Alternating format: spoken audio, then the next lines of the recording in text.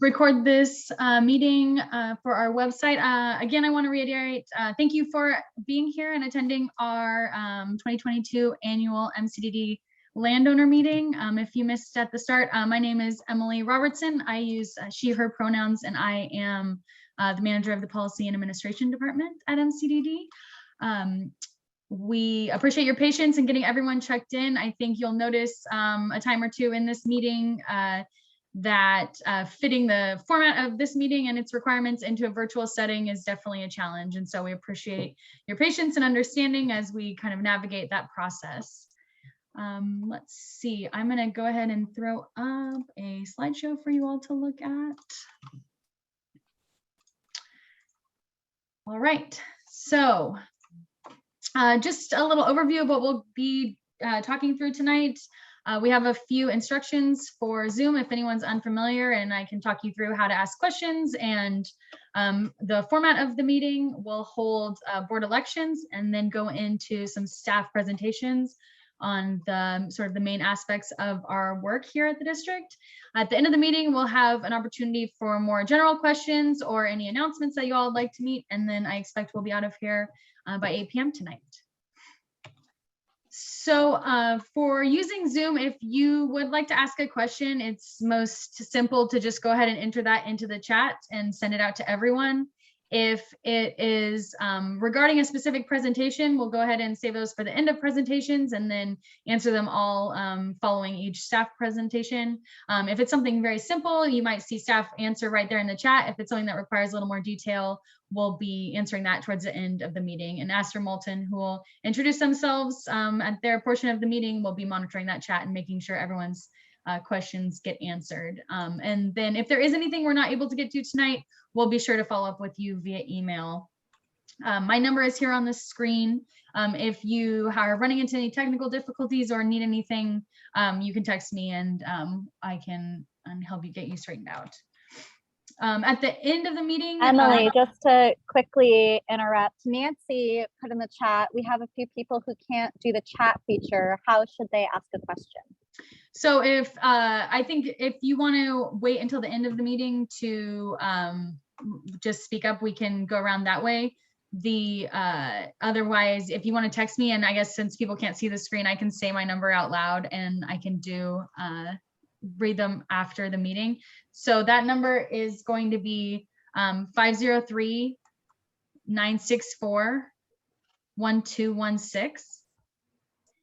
And you can feel free to text me and then I can send I can read them out loud at the end of the meeting. And yes, the recording will be posted to our website after this. If you have access to the computer version, if you can use the raise hand feature before you speak up, if you have questions at the end of the meeting, that'd be very helpful. And this shows you sort of at the bottom there how to do so. So I'm very glad to announce that we can officially call this meeting to order. Jasmine, do you have the list of acres represented currently? I'm on mute there. So we have 4,000, oops, sorry. We have 4,580 out of the 8,567 acres in the district present, which is 53%.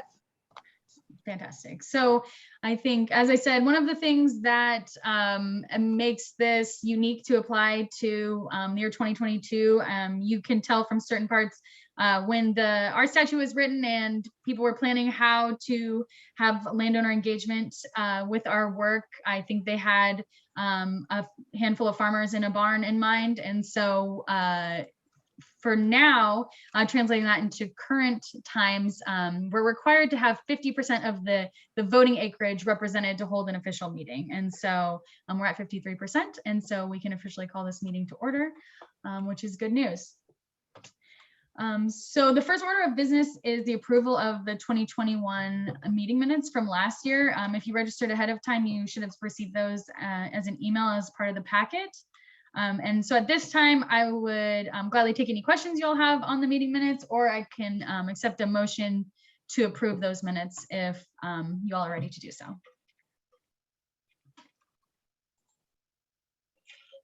I've just posted a link to those minutes in the chat. I'd like to make a motion that we approve the meeting minutes. Great. Second. Perfect. Can I hear all those in favor of approving the 2021 landowner meeting minutes?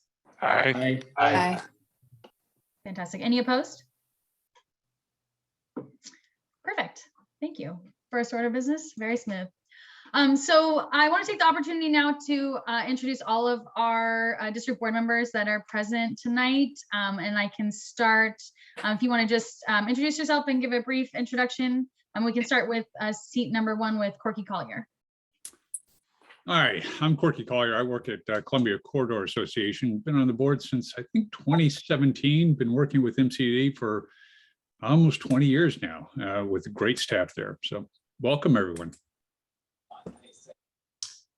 And I'm Ken Anderton. I would represent the Port of Portland, also the MCDD president, and thoroughly enjoy working with staff and all the challenges that we've encountered with, operating in a pandemic. But just appreciate the team that's running MCDD and appreciate what they do for us.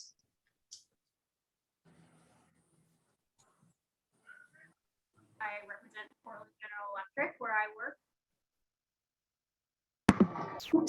I joined the board last year and have had a fantastic time getting to know the organization and see it navigate some really challenging times quite skillfully. I'm Nikki Schultz. I'm a homeowner in the district, and I've been on the board for 4 or 5 years now. It's a fantastic organization to work with. We have fantastic staff, and really appreciate all you do.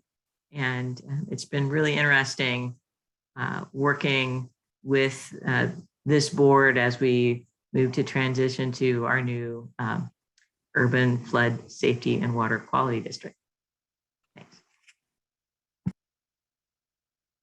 And I'm Nancy Hendrickson. I have also been on the board about 4 or 5 years, just like Nick.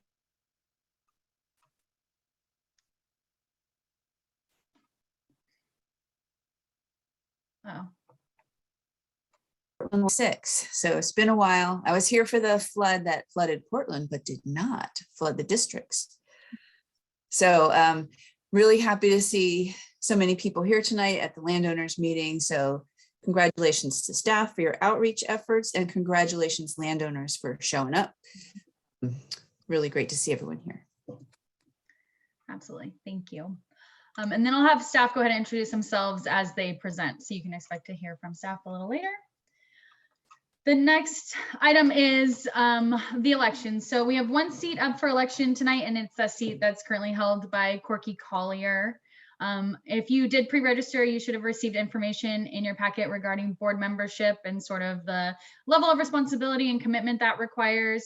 Anyone who is a landowner or who is designated to represent a landowner is eligible to serve on the board of MCDD. And how it will work for this election is I'll just open the floor to nominations. Any landowner or can nominate themselves or anyone else if they'd like a seat on the board. Then I'll go ahead and close nominations, and then I can talk through how the elections process will work. So does anyone have any questions related to board membership or the commitment, or I guess any questions about board service at all before we open for nominations?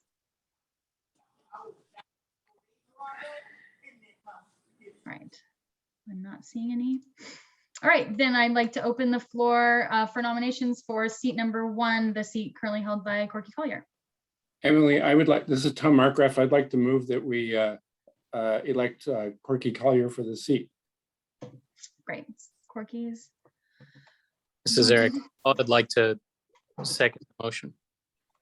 Fantastic. All right, so we have 1 nomination. Are there any other nominations from the floor for this seat?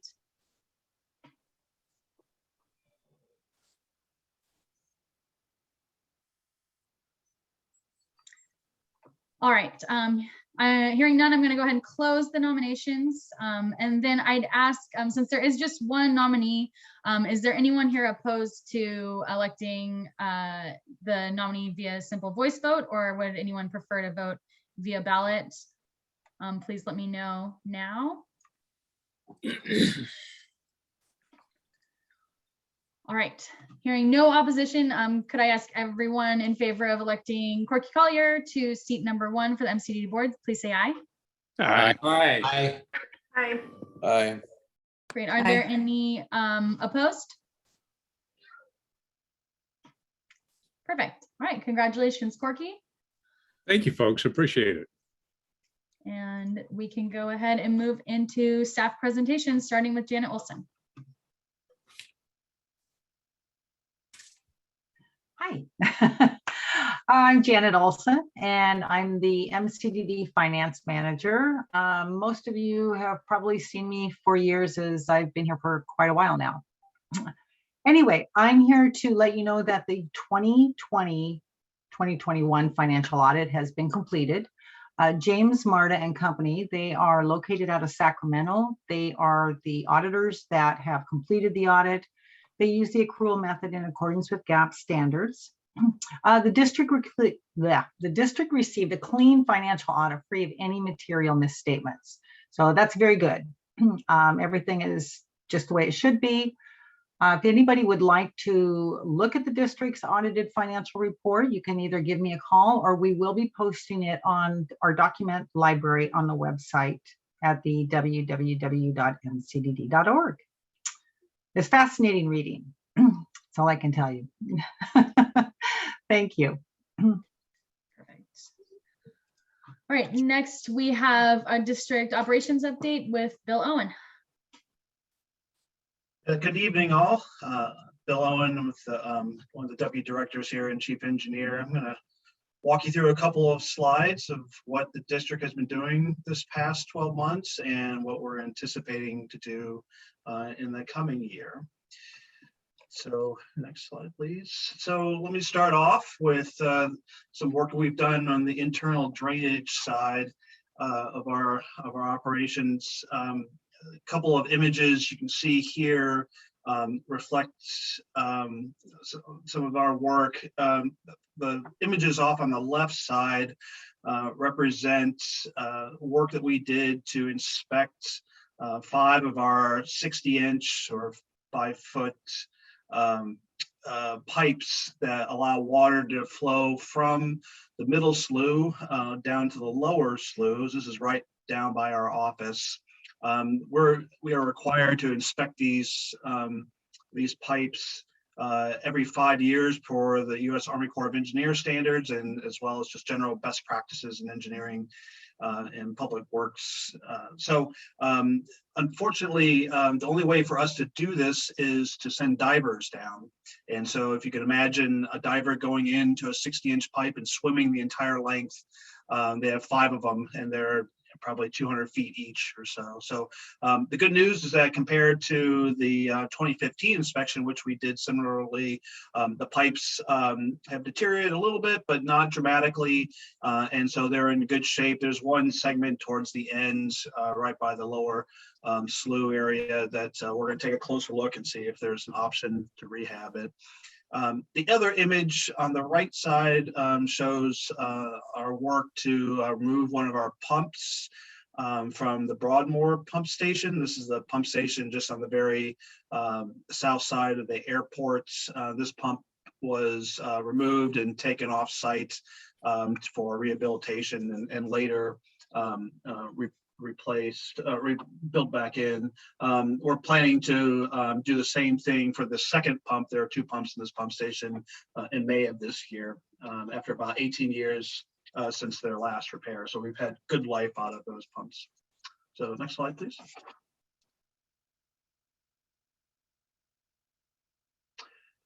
Oop. Thank you. So another significant part of our operations involves flood protection, and in this case mostly it involves earthen levees, which all of you I'm sure are familiar with. We've noticed that there was an unexplained void in part of the levee way out by Chinook Landing area. And so we went out there with some of our equipment to dig down a little bit and make sure we understood what the purpose was, or the origin of that hole. And we found it was pretty shallow, so we ended up going in and restoring the levee to its original condition and filling in that space. So we're actively looking for those types of scenarios to make sure the levee is in levee integrity remains as designed. The top right photo shows a little silver culvert or pipe that's sticking out of the ground. That represents an example of a tow drain. We did some more inspections and some excavation work to make sure we understood where all of the original tow drains were that were designed and built back in the 40s and 50s. Identified those and made sure that we were starting to put together a plan to make sure they remain functional. Some of them ended up being buried a little deeper than they can just simply gravity flow out to the surface. So we have a little bit of work to do to make sure that we can reroute that water to an opening. In addition, those same tow drain pipes also are required to be inspected by the Corps and just engineering best practices. And that's what that bottom right photo represents. We put a little remote control, we didn't, our contractor, put a little remote control camera into the pipe and crawled up there and provide some color commentary as we did. The good news is all the pipes that we found had very minor defects, which is great given that the pipes have been around since the 40s. So we continue to do these type of proactive inspections to make sure that the levees are going to be functional when the high water event occurs in the future. So next slide, please.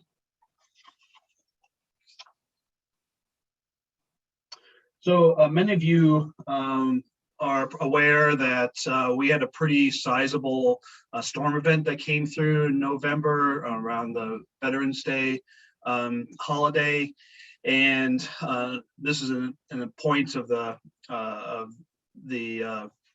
district in particular where we were having problems accessing one of the biggest pump station that the district owns.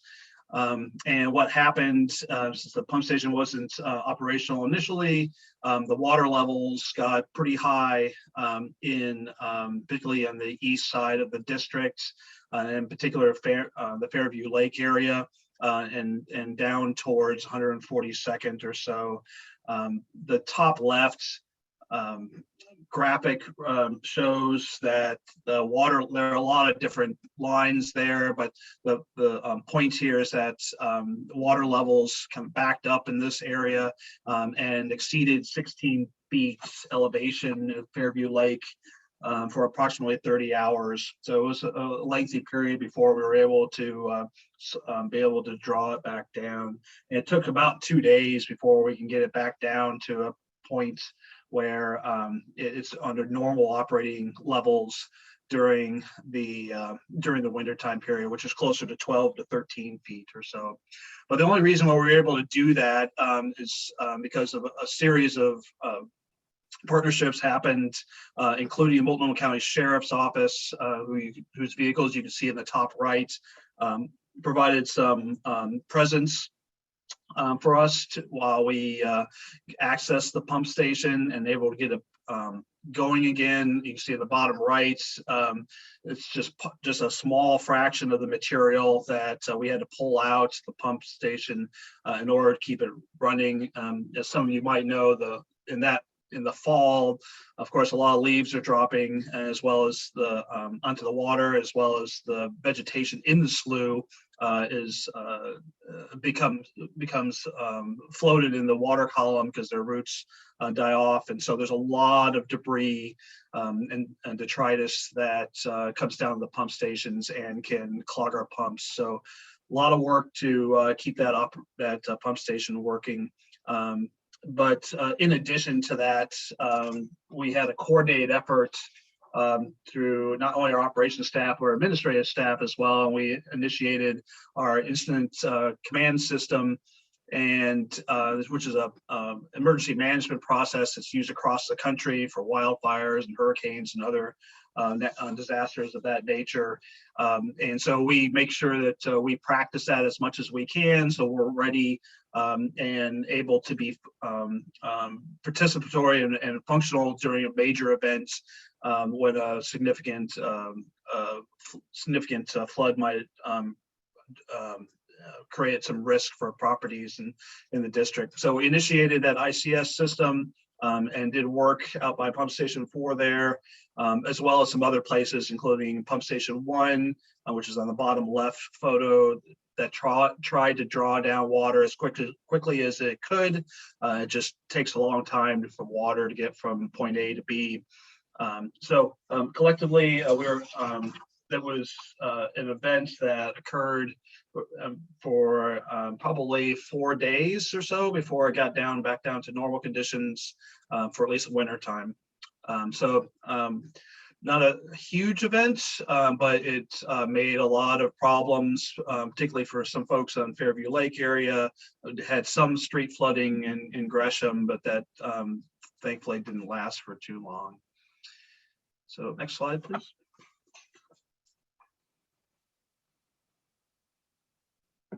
So what's next? A couple things to highlight here. One, we're upgrading our potable water system and upgrading some of the water pipes on campus there, which is the top left.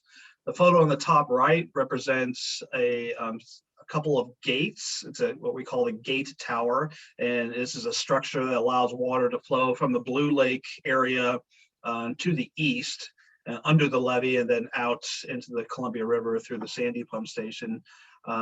This gate tower is one of several projects that were identified to make sure that the district completes before they can apply for FEMA reaccreditation for insurance purposes. So that project is kicking off this next year. The bottom right represents the district's effort to experiment with a native grasses and pollinator plants along the levee to try to use some different types of vegetation that's more native to our area.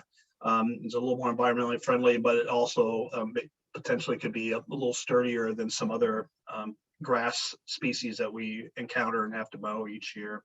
Finally, the bottom left represents another FEMA accreditation project. This is an area, unfortunately, got washed out during the Vanport flood, and the reason why MCDD experienced some flooding during that period of time. And so we'll be doing some underwater investigation and survey work of the levee system to make sure we understand what the condition of the levee is, and then be able to come up with potential solutions if there are issues. So I believe that's my last slide, and I'm happy to answer questions either now or towards the end. Thank you. Great. All right. Next, we're going to have Aster talk through some of our work on houseless coordination. Sounds good. Let me just get my screen ready here. All right. So my name's Aster Moulton. I use they, them pronouns. I'm the Public Affairs and Community Relations Specialist with MCDD. And part of what I do is manage our response to houselessness within the drainage districts, as well as illegal dumping. And I'm here to give you an overview about that work. So next slide. Next slide again. I'll just skip over that one.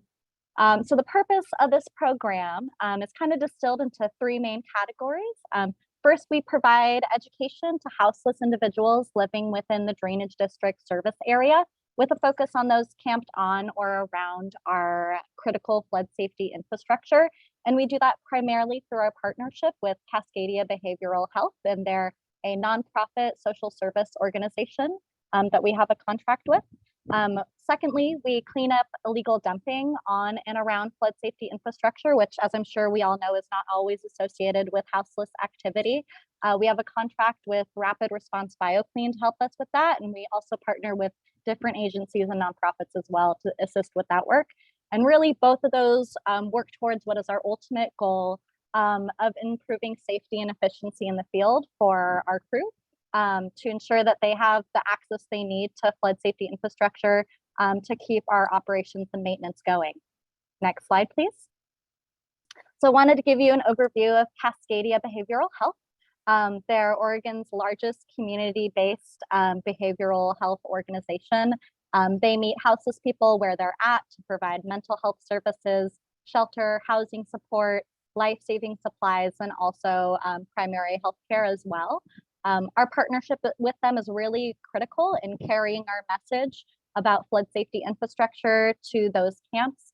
And this partnership also allows us to have a service-first approach if we do need to relocate camps off of critical flood safety infrastructure rather than going straight to enforcement. And it's also, this partnership is important because we know in the case of a flood emergency, the houseless population is most vulnerable. And so this partnership helps us conduct early outreach to these populations in the case of a flood emergency. While our partnership with Cascadia has been really essential, we've had this partnership since 2018. Over the past 9 months or so, we've had to implement additional safety, security, cleaning efforts, enforcement due to the surge of houseless activity that I'm sure we're all aware of due to the 2020 pandemic and associated economic crisis. Next slide, please. So this surge of houseless activity has resulted in some additional safety challenges for our crew. Right now, they're trying to do their job in less than ideal locations, which has led to mental fatigue and exhaustion, distraction while performing tasks, delayed operations, at times exposure to violence when they're, in the past when they've tried to do that work, their work at Pump Station 4, which is the pump station that Bill was referencing, they would hear, gunshots in the Big Four Corners area located nearby.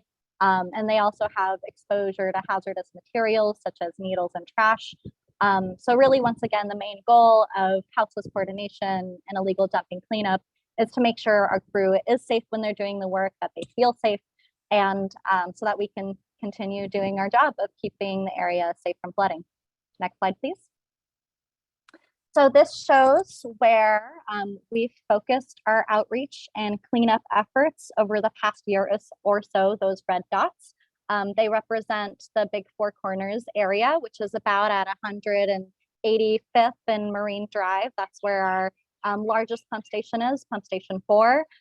We've been doing a lot of outreach and cleanup along Marine Drive, kind of focusing where the houseless activity is kind of east of I-205, the 142nd Avenue cross levee, and Northeast 33rd, where we provide really important drainage for the Portland International Airport. Next slide, please. So as I mentioned, our response has been more robust than in previous years due to the increase of activity and safety concerns. Of course, we are still working with Cascadia, and they are a really important piece of this puzzle.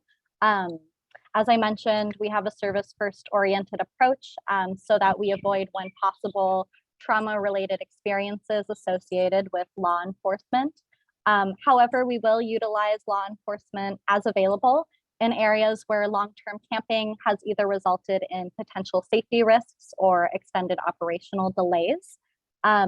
We also place ecology blocks in key locations where we need to limit cars and camping access so that our crew can access our flood safety infrastructure. That was really crucial in our crew accessing that pump station that Bill was talking about. We've also implemented some security measures, in some cases armed security and ballistic vests for our crew so that they can feel safe in areas where there's guns shooting off. And as I mentioned, we've implemented illegal dumping cleanup efforts. And we've also started to implement a signage program so that we can better communicate to people what the expectations are for how they interact with our flood protection infrastructure. So you might see signs like this pop up around the drainage districts. We do have some now at Pump Station 4. And then last but not least, thanks to our executive director, Jim Middaw's leadership and connections, we've been able to leverage a lot of different resources from local agencies and nonprofits to do this work. Next slide, please.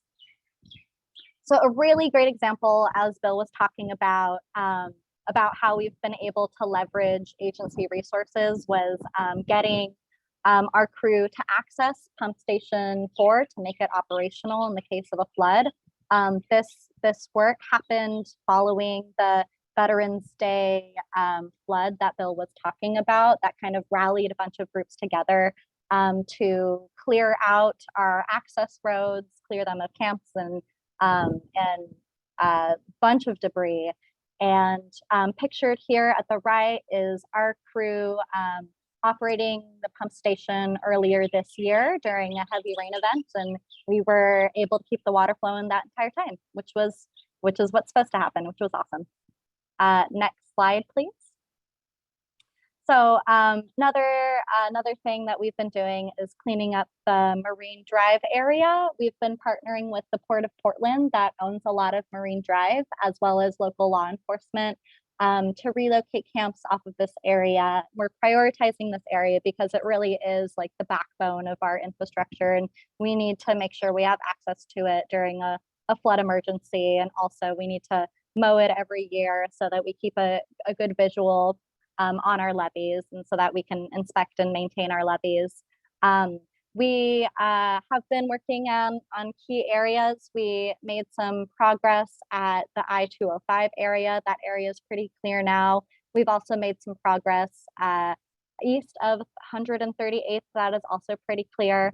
Right now, 122nd is a hot spot. So we're working with the port and our contractors to clean that area in the next couple weeks or so. And I wanted to show you this picture. This was a lovely sunny day earlier this year in January. We partnered with a nonprofit organization called Solve to host a volunteer trash pickup event. This was actually the second of 2 days. And in this day, we had about 50 volunteers pick up 8 tons of trash, or 16,000 pounds, in just a few hours, which made a huge difference. Next slide, please. So what can you do if you see a houseless camp or illegal dumping anywhere, but also specific to the districts? You can report campsites to the City of Portland's one point of contact system. They now have an incident command structure for how they're responding to houseless activity, and that's the same structure that Bill was mentioning that agencies can initiate in the case of emergency. Point being, they're more organized now in responding to houseless concerns. So you can funnel your concerns to them within the City of Portland. You can report any illegal dumping to Metro's RID Patrol program, and they'll respond within a few weeks. You can also sign up for future Solve events in MCDD, some of which we organize, some of which the port organizes. I think other agencies are organizing events in the area as well. And you can also contact us whenever at info@mcdd.org, and we can do our best to get Cascadia out there and respond with cleanup activity as well if needed. Next slide. So yeah, that's all I had for you. Thanks for your time, and I'm happy to answer any questions. Nasser, you did get one question in the chat, if you want to read that out loud. Okay. So Mark, you say we have a commercial property located at Northeast 85th and Marine Drive, and the tenants have commented this is a major issue, all sorts of vehicle types at high speeds. Yeah, absolutely. And yeah, something I forgot to mention is that next steps in that area is the City of Portland is planning a larger, more comprehensive cleanup of the area this spring. So we should see that area clear out in a little bit. Can you see the question right above that last message? Yeah. About the bike path. Oh, the bike path. Yeah. How about installing bollards on the new bike path near 185th to stop speeding cars down the bike path? That is actually part of a plan right now. We've been working with PBOT on a plan to install metal bollards on either side of the bike path, starting at 138th and going to 185th, because we do want to limit unwanted vehicle access. And that that project is in their construction pipeline and should be implemented soon. And then Karen asks, why do you let people camp in the drainage districts? Something I say is that we have to have a reasonable tolerance of houseless camps in areas that are not crucial to flood safety infrastructure, because in a lot of cases, these people have nowhere else to go. As I said, we do relocate camps in areas that are especially important to flood safety, and that areas that our crew needs to regularly access. Karen is asking why we have to have tolerance. I think, frankly, we don't have the capacity to respond to every single camp. Cascadia does reach out and provide services to every camp living within the drainage district, and they do respond and connect people to housing services. But really, in order to do these larger relocation efforts, we need the support from local law enforcement, and they only have the capacity to respond to really big areas. Jim Middaugh, Executive Director, we don't have law enforcement authority.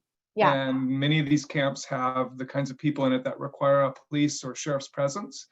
And we worked really hard to gain their support when we can. But I think if you have checked the papers or whatever, they're really slammed. And unfortunately, they're dealing with gun violence and really present right now threats to human life and safety. So when we had a flooding emergency, we were able to get Portland Police to dispatch officers and sheriff's officers. But on a day-to-day basis, they do not have adequate resources to patrol Big Four Corners.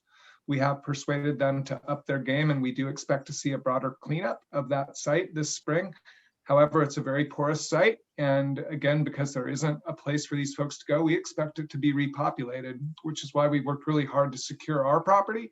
But we don't have authority to manage the city of Portland's property or other properties. So we work in partnership with them to try and protect and operate our infrastructure. Thanks, Jim. And Brian is asking, how about the camps at Big Four Corners? As Jim was talking about, we don't own the majority of the land at the Big Four Corners area. But just to reiterate, the city of Portland is planning a larger cleanup of the space later this spring. And then Karen asks, will you cover damage to my property from Houseless? Karen, it sounds like you have a lot of questions, so feel free to follow up with me after this meeting if you would like to have more one-on-one discussion. But the short answer to that is no, we do not have the jurisdiction to cover property damage.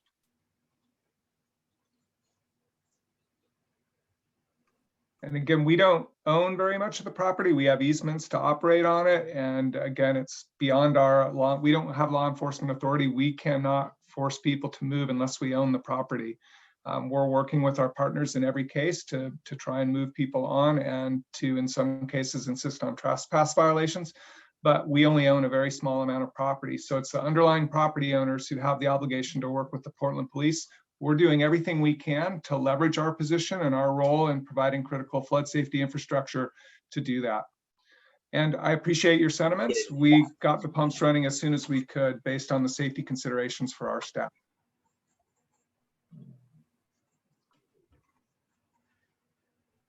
All right, I see a couple of additional comments. Once again, if you would like to have a one-on-one discussion with me or Jim, feel free to follow up. I think we need to get moving along. Emily, could you go back to my last slide? So yeah, my email is amoulton@mcdd.org. So if you would like to follow up with me, feel free to email me. All right. Jim, we can move to you on the new district update. I did a brief introduction. My name is Jim Middaugh. I use he, him pronouns. I'm the executive director of MCDD and also fortunate to be the executive director of the emerging urban flood safety and water quality district.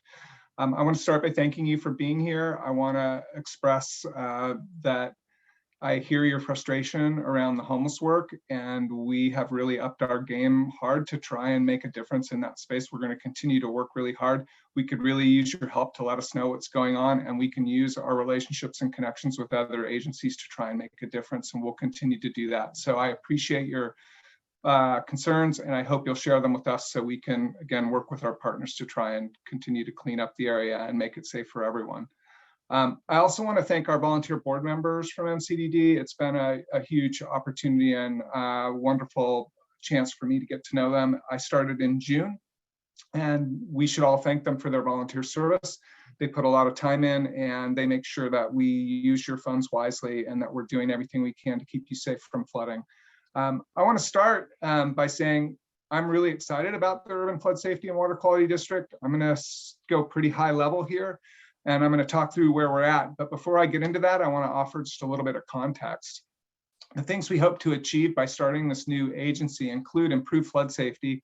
Like any 100-year-old, our system is in need of some upgrades, and we're excited that this new district will give us more ability and more tools to do it. We also have an opportunity to contribute now to water quality. We know drinking water is very important. We know that adapting to a changing climate is going to be critical to flood safety and our continued ability to use the floodplain the way we do. We also have an opportunity to tell the story of people who have used the floodplain, and that goes back millennia and includes things like the Japanese Americans, the farming community, the Vanport community. And we think reminding people of the long history of human use will be critical to ongoing public support for investments in flood safety. We also have a board that, as you know from this evening, is elected by landowners, and we're excited to have a bigger district, and that will have something that's all voters are going to have a chance to vote on. And I think that'll make a more representative district that will be more responsive to community demands. And finally, the current way that we raise revenue to provide flood safety is broken based on constitutional amendments and land uses here in the floodplain. So we need a new revenue system. And so before I get to how we're going to do those things, I want to provide just a little bit more context. So next slide, please. We have a critical need to invest in our system. We need to maintain our accreditation with the Federal Emergency Management Agency to keep you guys in a protected floodway so that flood insurance doesn't become an issue. We need to invest to do that. Our legacy districts budgets, as I mentioned before, are really, really constrained, and they're really inequitable in the way costs are shared across the landscape. So we don't have the capability from the existing districts to raise the revenue we need to continue to provide you with the level of flood safety that you need. We also have a situation where we are one team running one system, and yet we report currently to 7 different boards. We think that there's huge efficiencies to be gained by modernizing our governance system and making it more representative. So as a result of all of those outcomes that I think we all agree on, the legislature, at the request of all the agencies and a lot of the businesses here in the district, created the new Urban Flood Safety and Water Quality District, and we're in the process of setting it up. Next slide, please. So here's the existing boundaries in red. Those are the 4 districts currently managed by MCDD. They are only the protected floodplain. That's the only area where we can draw revenue from currently. The gray or bluish area is the entire watershed that drains water into our system that we're required to pump out. So we think there's a real opportunity with this new district to get them to help us pay for some of those water pumping costs. And the rest in the white is all of Multnomah County inside the urban growth boundary. And that is a part of the Urban Flood Safety and Water Quality District as well. The reason for that is because everybody in urban Multnomah County benefits from all the amazing jobs and economic development and the airport and energy and delivery and transit that comes out of the protected floodplain. So we all benefit from that. More people should be contributing to keep it modern. So next slide, please. We are going to continue to provide the same ongoing responsibilities that the legacy drainage districts provide. The drainage management, getting water outside the floodway because it's blocked by the levees, doing the levee inspection and maintenance, being prepared for emergencies and responding to emergencies, and working with our partners across the public sector and in business to make our system operate. Those are the things we've been doing for 100 years. We're going to keep doing them. In addition, when the legislature created the new agency, they created some new responsibilities as well. First of those is, as we're doing our flood safety work, we need to look for ways to protect and improve water quality. That's really important for habitat. It's important to ensure that our landscape is healthy for generations to come. We've also, like every public agency across the state of Oregon and probably across the nation, have been asked to incorporate equity into the way we do business. That means looking at how we hire, looking at who we purchase things from, looking at how we engage different community-based organizations, and how we think about who we serve. We should be thinking about people who maybe are the most vulnerable, people who have the greatest need. We're going to be thinking about that as we engage this new agency. We also need to be thinking about a changing climate. For those of you who maybe don't look at the weather reports as much as I do, we're seeing a huge increase in the number and range of geography where unprecedented rain events are occurring. Multiple dozens of inches in very short periods of time. So we need to start thinking now about how we're going to address those new threats that are happening. And finally, we've been asked by the legislature to tell the story of the protected floodplain and the people who have used it for generations. And we think, again, that's a really important component to growing and maintaining public support for investing in the flood safety services that you rely on. Next slide, please. So right now, as I've said, the legacy districts boards are elected by landowners. We now have two sets of governance going on. We have the legacy boards and we have a new board. The new board that we're working with for the Urban Flood Safety and Water Quality District was appointed by the governor, and 5 members were appointed and several were selected by the agencies within the district. So we have 17 members currently on an interim board. They reflect a representative from each of the 4 drainage districts, the 5 cities in the district, the Port, Metro, and Multnomah County were all appointed by their boards. And then the governor appointed 5 additional members reflecting a resident, a business, and several nonprofits. Once the new agency has some revenue coming in, we'll call for an election. And that's really exciting to me, to give voters a direct say in the election of their board members. So we will be calling for an election probably sometime in 2024. We're still working on the exact schedule. There's a lot to be done, but there will be 5 elected members. 4 of them will be required to be from the floodplain, and 1 will have to be from urban Multnomah County. Voters in all of urban Multnomah County will select those representatives. In addition, the governor will continue to appoint several members to the board. I think the governor's interest in that will be to ensure we have a flood safety professional and that we're thinking about environmental justice and conservation. So again, we hope to call for an election in 2024, but we have a lot of work to do to get there. Next slide, please. So what we're currently working on with our 17-member board is really looking at both our ongoing services and determining what the forecasted costs are going to be for those. So for flood safety, for emergency management, for our levee work, what are we spending now? And what do we need to think about going into the next 5 or 10 years in terms of our ongoing operations and capital needs? We're also looking at those new mandates. They're brand new to us. The legislature didn't provide a whole lot of specificity about what they mean. So we're working with our partners and with stakeholders to figure out, what does it mean to work on water quality and climate resilience? What does it mean to tell the story of the protected floodplains human use for generations? And what does it mean to bring equity into the way we do flood safety? So we're defining those things and determining what the scope of those programs and costs would be, working with the board of directors to do that. Next slide, please. Once you know what your programs are going to cost, you need to figure out how you're going to pay for it. And the legislature, in its wisdom, when it created this new agency, gave us every authority to raise money of any other local government except for the way we do it today, which is based on property assessments. We do not have the authority to do that for the new district. So we have to find a new way to generate revenue to pay not only for our ongoing responsibilities, but for the new ones that I've mentioned that the legislature created for us. The main way we're thinking about that, and again, we're just working with this new 17-member board to figure this out. No decisions have been made, but we're looking at creating a utility fee, much like you'd pay for your water bill, much like you'd pay for your electricity bill. Be a great way for us to pay for our ongoing operations and maintenance and our ongoing capital needs. Just like you put a little bit aside to repair your roof, we need to put a little bit of aside each year to pay for taking care of our equipment. The legislature also gave us the authority to ask the voters of urban Multnomah County to approve a general obligation bond to pay for our major capital costs. And as we've told you, we need to strengthen levees, we need to raise levees, we need to upgrade pump stations. We have a lot of work to do to maintain federal accreditation and to provide sufficient flood safety across our system. So we're planning to go to voters and ask them to approve a general obligation bond again, probably in 2024. It might be 2025. We're working with our board to determine what should be in that bond, what's a reasonable ask, what are the investments we need to make to keep our system intact. Finally, we're working in partnership with the U.S. Army Corps of Engineers through the Water Resources Development Act. Under that program, the federal government will pay 2/3 of the costs of major capital improvements, like many of the ones we need to make.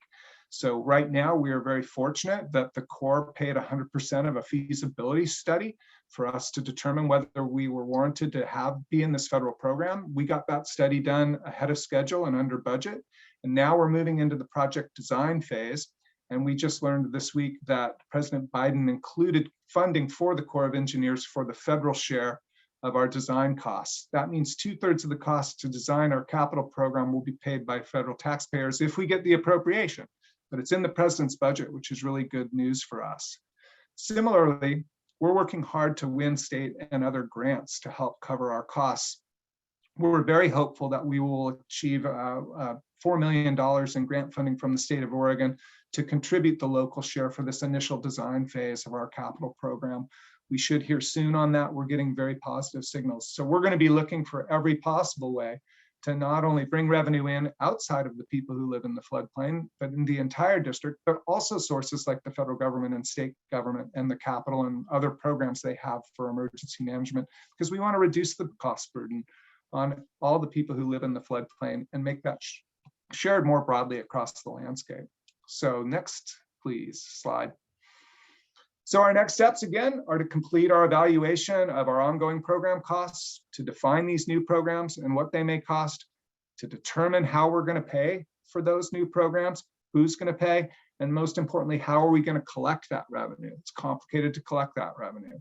And we'll call for a new board election, and we'll refer a capital bond to the voters. And at that point, the new board will be able to call for the dissolution of the legacy districts. And we will have taken 4 fairly antiquated systems with multiple boards running one system. And we will have created one single new agency that's more resilient, more efficient, more equitable, and more sustainable over time. So that's our goal. And that's the update I have for you tonight. I want to also thank, at least some of the MCDD people are also helping us a lot with the startup of this new district. But we think it's really going to benefit the people in the floodplain and the people within MCDD, because we're going to have a lot more people helping share the costs of this really important flood safety infrastructure. Thank you. I'd be happy to answer any questions.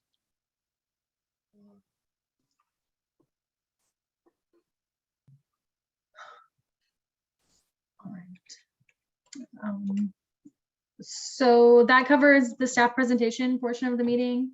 Are there any other questions that you all have, or anything else that you all would like to discuss while you have access to staff here in the meeting? Feel free to use the raise hand function and I can call on you, and or if there's any other announcements you'd like to make or any questions about the new district.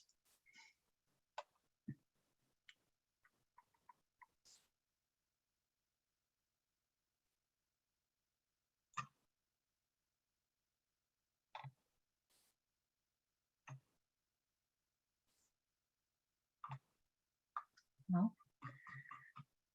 Oh, sorry, I'm muted. We have a comment in the chat. I think the clients you serve do not care anything more than flood protection. Okay, we do not want to see our money spent on outreach, homeless assistance, historical education, cell phones for the less fortunate, or any other endeavor not solving flooding issues. Jim, do you want to respond to that? Yeah, I mean, well, we are doing our share of the homeless work to ensure we can access our infrastructure, and that is all we're doing. We are not a social service agency. We are not a law enforcement agency. We are a special district. And so we are trying to be very narrow in the work that we do. And we are using what we believe are the best practices from the people who are the best at solving some of these challenges. it is a huge challenge. It is a challenge that starts with the federal government, goes to the state government, goes to the county government, and it's standing at the doorstep of a very limited purpose special district. So again, we're working really hard. I appreciate your frustration. I am frustrated too, and I worry about my staff every day having to be out there. So in terms of the cultural history and some of those other things, those are now legislative mandates. They were adopted by the Oregon legislature and signed by the governor into law. And it is my job to implement those mandates that came from the elected representatives of the people of Oregon. Yeah, and I just wanted to clarify that we're not giving out cell phones. We are providing some life-saving supplies, especially in cases of extreme weather.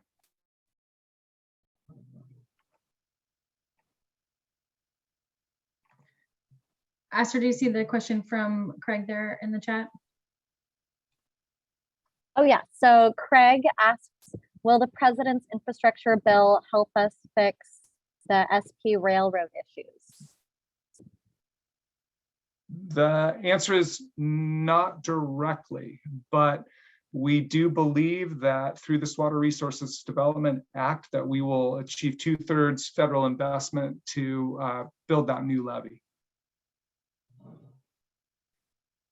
So we're hopeful we'll get 2/3 of that covered by the federal government. That's our goal, and we're on track to get that done.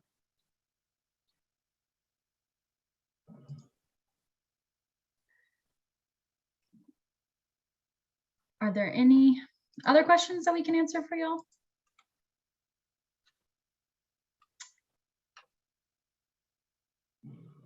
So I got a question in the chat and I'm just wondering, I don't know if the person meant to send it just to me or meant to send it to everyone. So I'll give you I'll just offer that if you want to say it to everyone, go ahead. Otherwise, I can connect with you later.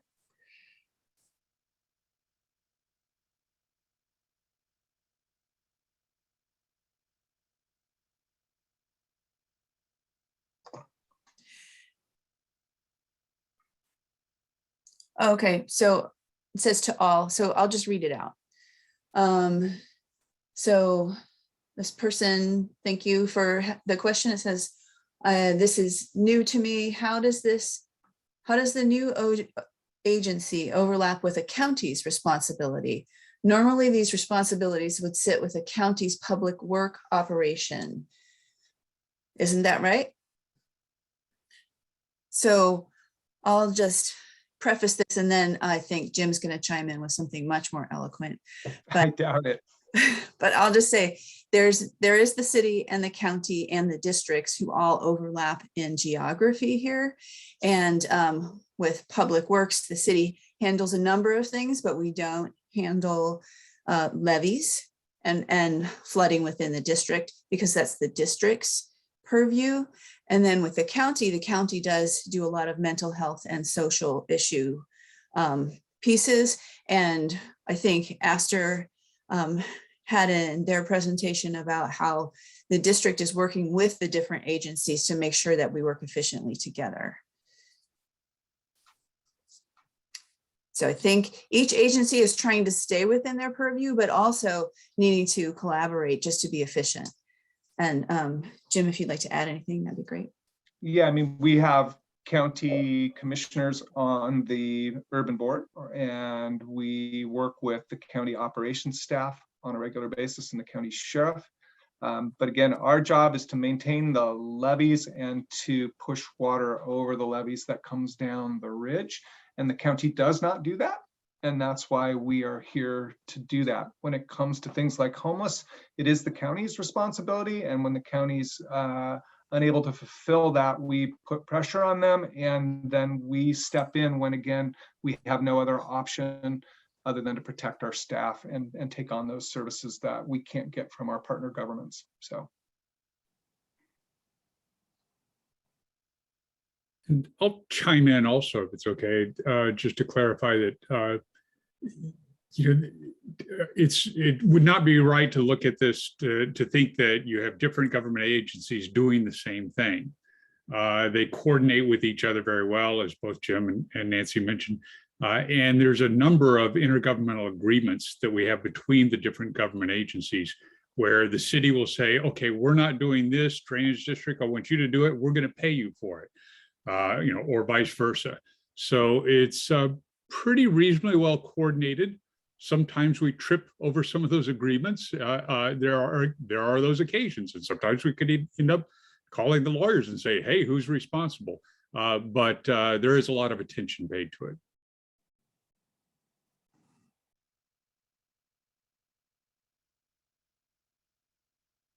I did see something about pressure on the county. There's a lot of strategies about how to influence elected officials. I feel like I've spent a lot of time on it, I guess is what I can say. I feel like I'm doing the best I know how to leverage our position to get results. And there's lots of people who might have a different approach. I hope the board will feel free to hold me accountable. I'm doing the best I can to try and address these concerns that you were raising about the Houseless population. And I feel your frustration. I truly do.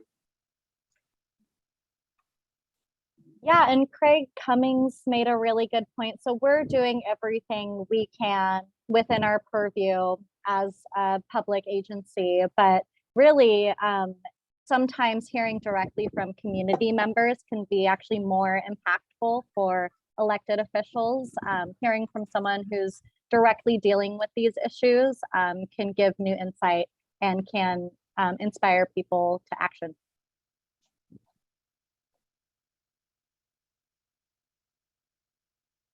I feel compelled to say I am marginally optimistic. What I'm seeing post-pandemic is Metro adding crews for garbage cleanup and the city adding outreach workers and the county resources starting to be brought to bear.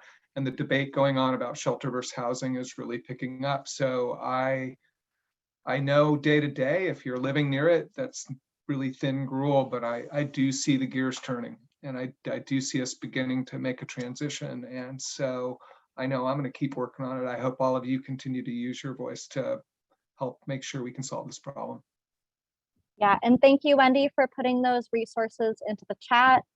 Those are the links to the City of Portland's Point of One contact system, Metro's RID Patrol program, and the link to sign up for Solve events.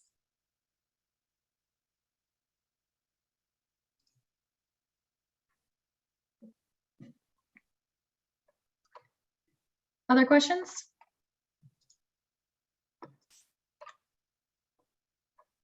I had put in the chat a question we got as part of registration. I'm not sure if the person's here. They were wondering if MCDD was doing work off Bridgeton at North Williams. So that would be in Pen 2. And I think Bill suggested we get back to them. Kevin could probably respond to that. We don't have access to that at the moment. So follow up. Yes. As Aster mentioned, they're a good person to reach out to and do a lot of our public engagement. So if you have questions about our work, Aster is a great point of contact for you all. There's always that info@MCDD address that we monitor all the time. If you have general questions or aren't sure who to reach out to. Are there any other questions before we close up for the evening? I would just say thank you all again for being here and for using your voice and being part of our system of government. It really does matter. Yes, thank you very much.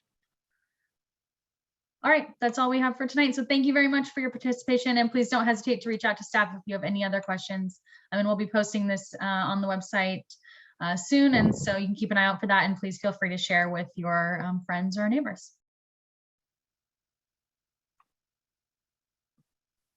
Thanks, and I put my email in the chat in case anyone wants to reach out to me. But thank you all for being here. Thank you.